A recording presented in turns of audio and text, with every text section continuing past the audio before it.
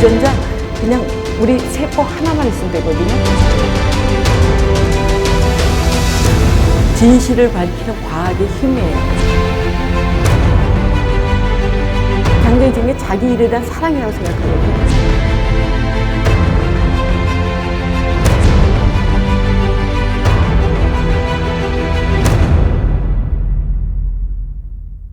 방금 소개받은 정희설입니다. 여러분 만나뵙게 돼서 아주 반갑습니다. 네, 과학 수사가 얼마만큼 그동안 발전이 되어 왔고 또 앞으로 미래는 또 어떻게 발전될 것인가 뭐 이런 쪽에 대해서 같이 한번 얘기해 보는 걸로 해서 전체적으로 얘기를 진행하는 걸로 하겠습니다. 네, 여러분들이 그 CSI를 많이 보신 분들이 계실 텐데요. 여기 연속구에서 보면 이 사람들이 본인들이 현장에 가서 증거물을 채취해갖고 자기가 실험도 하고 자기가 수사도 해요. 그래서 한 사람이 몇 가지 역할을 하거든요. 근데 현실은 그렇게 하지 않게 돼 있어요. 왜냐하면 내가 범죄 현장에 가서 무슨 증거물을 채취했다 그러면은 그때부터 편견이 생길 수가 있다는 거예요. 어떤 사람이 범인일 거다 생각하니까 그 사람한테만 맞는 걸 갖고 있고 나머지는 버릴 수가 있다 그러거든요. 여러분들이 이렇게 TV 같은 데서 큰 사건 났을 때 보면은 TV에서 가서 과학 수사라고 그러고 조끼 입고 나가신 분들 계시죠. 그분들은 경찰이세요. 경찰 중에서 현장에 증거물을 채취하러 가는 분들이세요. 그래서 그분들이 증거물 채취해서 그거를 국과수에 보내요. 그럼 국과수에 있는 분들이 실험을 하시고 실험한 결과를 형사과라서 수사하시는 분들이 계세요. 그분들한테 그걸 보내요. 그럼 이제 그분들이 그거를 갖고 수사를 해서 범인을 찾는 거거든요. 그래서 세 개의 커다란 축이 연결이 되는 거죠. 그래서 객관성을 굉장히 확보하려고 이제 노력한다는 그런 거거든요. 근데 저쪽에 있는 연속극 혹시 보신 분 계실까요? 우리나라에서 2011년에 아주 인기가 있었습니다. 연속 제목이 사인이라고 그러는 연속극이었거든요. 그때 뭐 시청률 한 25%까지 올라갔다 그러는데, 근데 저는 사실은 개인적으로 이 연속극을 하면서 정말 긍정적이라고 느꼈던 거는 그 중학생, 고등학생, 대학생들이 미래에 국가수에서 법의관이 되겠다고 어떻게 하면 법의관이 될 수 있느냐, 무슨 공부를 하면 되느냐고 저한테 편지를 굉장히 많이 보냈었습니다. 그래서 저는 그런 거는 제가 이렇게 다니면서 억지로 해서 될 일은 아니고 정말 연속극이라는 그런 거 힘을 빌려서 되기 때문에 연속극도 굉장히 중요한 효과가 있었다라고 생각이 들어서 제가 아주 긍정적으로 생각하고 있습니다. 지금부터 몇 건의 사건을 좀 얘기 드리도록 하겠습니다. 이 두 사람이 프랑스 분이고요. 근데 이분들이 프랑스로 다 휴가를 갔어요. 가족이 몽땅. 근데 이 남자분이 여기 일이 있었어요. 한국에서 혼자 귀국을 했어요. 혼자 귀국을 해서 자기가 잠깐 집에 있는 도중에 집에 뭐가 배달이 오느냐면 냉동된 고등어가 배달이 와요. 그래서 냉동된 고등어가 오니까 가족들도 없으니까 냉동고에 넣어야 되겠다고 냉동고를 열어봐요. 열어보는데 냉동고 속에 이상한 까만색 비닐이 있는 거예요. 그래서 비닐을 열어봤더니 비닐 속에서 애기 시신이 나온 거예요. 그래서 이 사람이 깜짝 놀라서 다시 냉동고를 봐요. 근데 냉동고에 똑같은 크기의 비닐이 또 있는 거예요. 다시 꺼내서 열어봤더니 거기에서도 아기가 나타난 거예요. 경찰에서는 수사를 해야 되니까 얘네가 살아서 태어났냐 죽어서 태어났냐가 굉장히 중요한 거죠. 그래서 살아서 태어났다 그러면 누군가가 얘를 살해를 한 게 되잖아요. 살인사건이 되는 거죠. 그래서 우리가 이제 아기들을 둘을 받아봤더니 아기들 둘이 크기가 좀 다르고 아기들이 태어나자마자 가장 먼저 하는 게 막 태어나자마자 울잖아요. 울으니까 공기를 들어 마시죠. 그래서 부검을 해서 보니까 아기 둘 다 폐 속에 공기가 있어요. 그럼 살아서 태어난 애들이라는 걸 알게 된 거죠. 그런 과정인데 이분이 본인은 이제 가족이 다 프랑스에 있으니까 가야 되겠다고 간다고 그러는 거예요. 그래서 그럼 가기 전에 유전자를 남겨놓으라고 이제 얘기를 했죠. 면봉 같은 걸 갖고 입 속에 있는 세포를 측정을 해요. 그러니까 우리 입천장 같은 데 묻어있는 그 세포만 있으면 되거든요. 그래서 이제 그렇게 채취해놓고 갔어요. 그래서 여기 남겨놓은 유전자 갖고 유전자 검사하고 그다음에 아기 둘한테 조직을 떼서 유전자 검사를 딱 해서 봤더니 너무나 놀랍게도 아기 둘의 아버지가 이 사람인 거예요. 그럼 엄마는 누구냐? 엄마를 찾을 수가 없었어요. 그래서 이 집에서 뭐 칫솔도 있었고 머리카락에 묻어있는 빗도 있었고 그런 걸 갖고 왔고 쭉 실험을 해서 봤는데 칫솔에서부터 남성 유전자가 또 나오는 거예요. 이 집 아들들이 있었으니까 그 남성 유전자하고 아기들하고 비교했더니 놀랍게도 엄마가 이 사람이 형제지간인 게 확인이 된 거예요. 그럼 엄마가는 이 사람이다라는 게 얘기가 되는 거죠. 프랑스 정부에서 봐서는 어떤 게 이제 되느냐면 자기네 국민이 남의 나라 가서 살인 사건과 관련됐던데 수사를 안 할 수가 없거든요. 거기서 다시 수사가 시작이 됐어요. 그래서 우리한테 애기들 조직을 보내달라 그랬거든요. 그래서 프랑스에서 3개 기관에서 실험을 했다고 그래요. 그래서 3개 기관에서 실험했는데 그 결과 일치를 했어요. 그랬더니 그때 이 여성분이 자백을 한 거예요. 내가 걔네들을 그렇게 살해를 했다라고 얘기를 했던 거거든요. 그래서 근데 이걸 이제 제가 이렇게 장황하게 얘기하는 거는 그 당시에 사실은 처음에는 우리나라 이 과학수사 기술이 인정을 못 받았었어요, 프랑스에서. 근데 나중에 이분이 자백을 하고 이게 우리랑 일치가 하고 그러니까 그때야 프랑스에서 우리나라의 기술을 인정을 하고 본인들이 굉장히 오만했다, 뭐 이런 얘기를 했거든요. 그래서 굉장히 우리나라 과학수사 기술을 세계 속에다 알려주고 우리 국민들한테 자부심을 준 그 사건이 바로 이게 되겠습니다. 그래서 이게 사건이 있었고요. 그래서 이제 보통 이렇게 되겠습니다. 그러니까 이 사람을 찾는다 그러면은 이 점 속에 있는 사람은 옆에 형제라든가 그 다음에 부모, 그다음에 자식이 있으면 찾을 수 있다라는 거거든요. 근데 문제는 이 파란색 쪽에 이쪽에 있는 건 핵 DNA라고 그러는 건데 이쪽에 있는 거는 이 사람이 우리가 시신이 부패하지 않았을 때예요. 부패하지 않았을 때는 되는데 부패하게 되면 없어져요, 거의 다. 그래서 그 미토콘드리아라는 데서 찾아야 되니까 저쪽처럼 약간 노란색으로 그게 잘 찾아지지 않는 그런 쪽이 되는 거거든요. 근데 저런 쪽에서 우리가 유전자를 찾을 수 있기 때문에 지금 또 굉장히 유전자 기술이 많이 쓰이는 게 뭐냐면 여러분들 얘기 잠깐 들어보셨을 텐데 6.25 때 전사자의 유가족들을 찾아준다는 얘기 들어보셨죠? 그러니까 6.25 때 돌아가신 분들은 어떻게 찾을 수 있느냐? 뼈가 보관만 잘 돼 있다면 그 뼈 속에서 미토콘드리아 유전자를 분리할 수 있다는 거거든요. 강호순이라는 사람이 또 있었죠. 어떤 여대생이 보건소를 가서 이를 보고 길을 건너서 버스 정류장에 서 있는 것까지는 확인됐어요. 그 다음에 없어진 거예요. 그러니까 경찰로 봐서는 당연히 차를 타고 없어졌다는 게 생각이 들겠죠. 그래서 그 앞에 지나간 차량이 어떤 차량이 지나갔는가 해서 CCTV에 찍힌 필름을 다 국과수에 보내서 어떤 차량이 지나갔는지를 의뢰를 했어요. 그래서 뭐 이거 번호판 읽는 건 아주 쉬운 거였죠. 그래서 그 한 100여 종 종류가 그 당시에 거기 지났다고 이제 해서 그런데 경찰분들한테 드리면 또 경찰분들이 잘하는 게 집집마다 다 찾아다니시는 거예요. 그래서 차적 조회를 하는 거거든요. 그래서 강호순 이상해서 그 다음날 강호순 집을 갔더니 강호순이 그 차에다 불을 질러버린 거예요. 그 차에. 그래서 그러면 이제 뭐 이건 심증은 100% 같죠. 근데 이제 물증이 없어진 거거든요. 그러니까 물증이 없어지면 이 형사재판에서는 얼마나 어려우냐. 범인을 입증을 하려면은 100이어야지 입증이 되는 거거든요. 근데 이제 경찰분들이 잘한 거 그 집을 막 다 뒤졌어요. 근데 옛날에 이 사람이 타던 트럭 속에서 옷이 나왔어요. 그래서 그 옷을 의뢰를 했어요. 그래서 국과수에서 쭉 했는데 이 점퍼 속에서 이게 뭐 있을 것 같은데 앞뒤 다 못 찾았는데 이 소매 끝에 보니까 뭐가 보이는 거예요. 그래서 이게 뭔가 찾더니 거기서 혈흔이에요. 핏자국이에요. 그래서 핏자국에서 거기서 유전자를 분리를 했어요. 유전자를 분리를 해갖고 보니까 그 당시에 여기 이제 경기도 지방이죠. 경기도 서남부에서 여성들이 한 6분이 실종이 된 사건이 있었어요. 계속 그렇게 아까 그 여대생처럼 서 있다가 없어지고 서 있다 없어지고 그랬거든요. 그래서 그 6분에 대해서 유전자 은행 같은 걸 우리가 만들어 놓은 게 있었어요. 그래서 거기에 이렇게 연결할 때 그 중에 있는 분하고 하나가 딱 마주치는 거예요.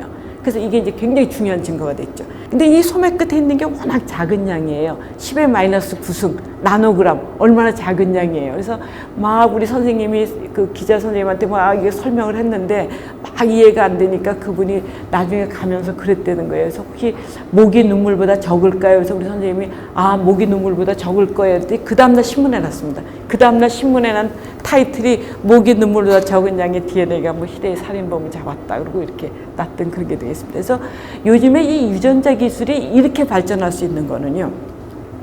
지금 우리 여기 광교 비즈니스 센터에서 살인 사건이 났다.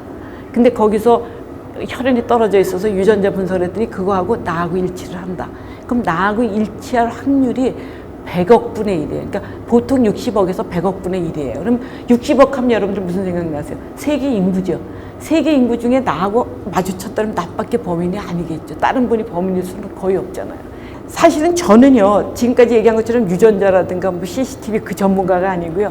저는 저의 아주 특별한 제가 스페셜티를 갖고 있는 게 제가 마약 실험한 사람입니다. 마약하고 약동물 하는 사람이거든요. 그래서 저는 부검을 하는데 저보고 부검실에 잠깐 내려와야 된다 해서 갔더니 어떤 큰 사람이 있어서 우리나라 사람이 아닌가 보다 했더니 그 사람 그 어떤 비행기 속에서 대한항공을 타고 오다 대한항공에서 사망을 했기 때문에 우리가 부검을 해야 된다는 거예요. 그래서 부검을 한다니까 막 뱃속에서 저런 게 나온다는 거예요. 그래서 저 딱 보자마자 하얀색 분말을 보니까 마약이구나 이 생각이 들더라고요. 그래서 마약 중에 어떤 마약인가 그리고 막 실험을 했더니 남미에서 많이 나는 마약 중에 코카인이라는 거 들어보셨죠? 그래서 코카인이 바로 여기서 나왔어요. 그래서 순도가 얼마쯤 되나 이렇게 쭉 했더니 한 90%.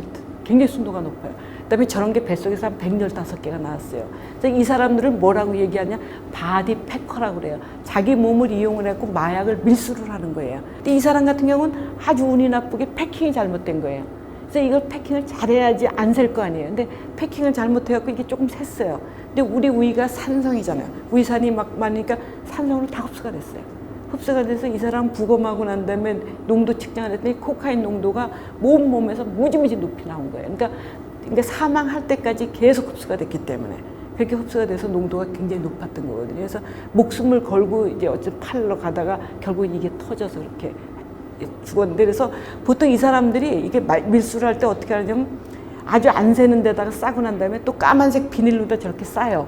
까만색 비닐로 싸는 이유는 이게 엑스레이 같은 데 안 찍혀야 되니까. 근데 요즘은 엑스레이가 또 굉장히 좋아졌잖아요. 그러니까 이 사람들은 이제 지금은 또 엑스레이 나쁜 공항만 찾아다닌대요.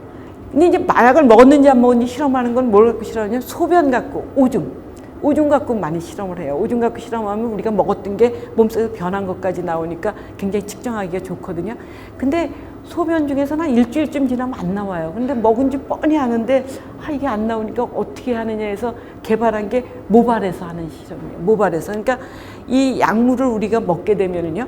저기 까만색 있는데 그 하얀색 동글동글한 게 지금 약물이라고 생각하시면 되거든요. 이렇게 쭉 가갖고 머리카락으로 가서 혈액하고 같이 머리카락 속에 들어가요. 그다음 혈액은 다시 나가요. 거기 머리카락 속에 약물이 떨어져 있는 거예요. 그 다음에는 머리가 자라는 거에 따라서 이동이 되거든요. 0.8에서 1.3 뭐 이렇게 돼요. 근데 이제 평균적으로 할 때 1cm라고 그래요. 그래서 내가 만약에 6개월 전에 마약을 먹었다 그러면 내 머리 모근으로부터 6cm에 남아 있는 거예요.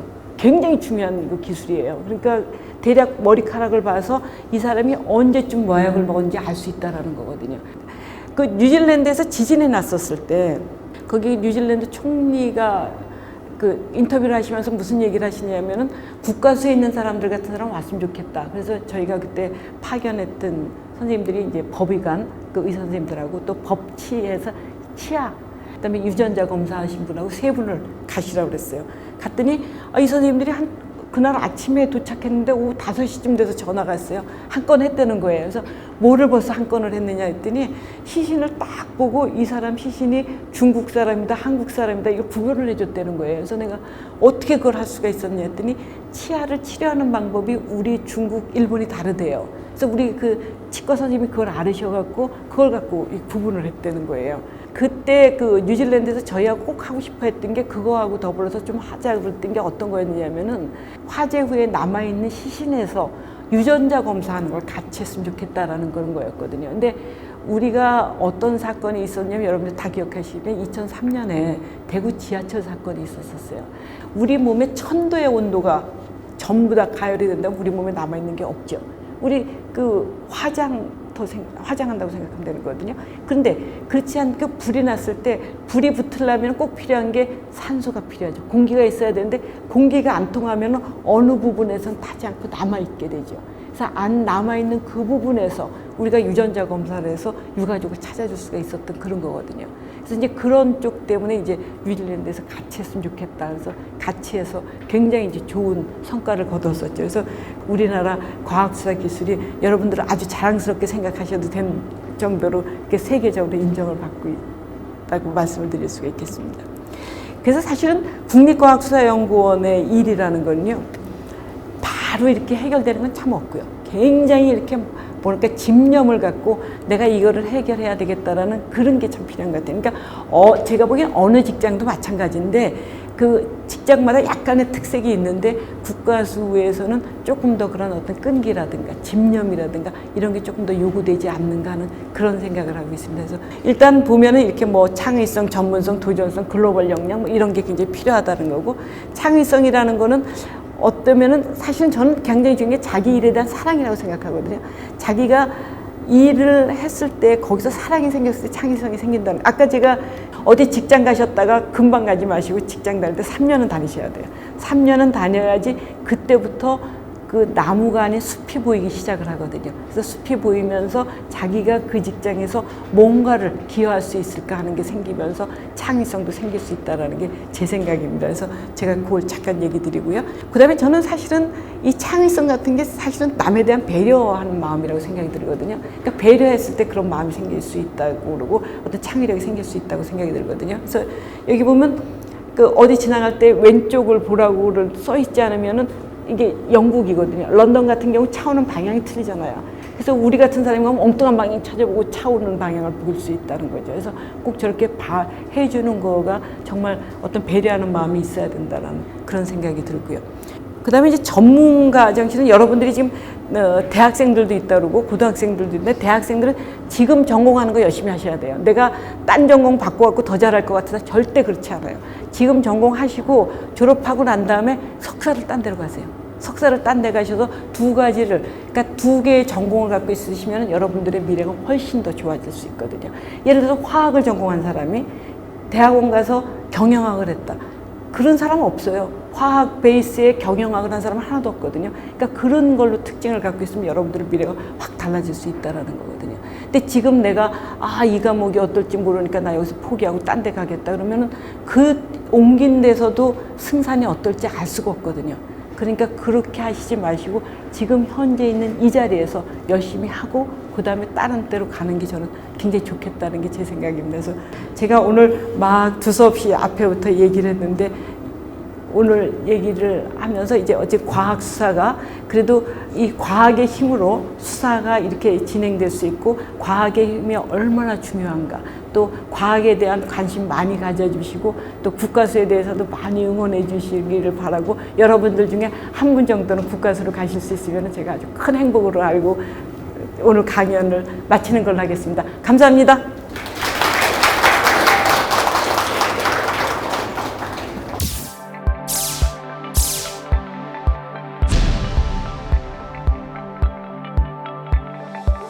이제 조금 아주 어려운 거는 그 과학하는 사람의 입장에서 아주 어려운 거는 어떤 뭐 하얀색 분말이 왔는데 이게 마약인지 이게 뭔지 이렇게 찾아가는 과정들. 근데 굉장히 흥미진진하긴 하죠. 흥미진진하더라도 그걸 이제 못 찾았을 때는 굉장히 스트레스를 받거든요. 근데 어쨌든 그런 찾아가는 과정들, 그런 것들이 좀 어렵고, 개인적으로 굉장히 많은 사건들을 옛날부터 쭉 해왔기 때문에 사건 하나하나에 대한 그 느낌들이 좀 이렇게 다르게 좀 다가오고는 있습니다.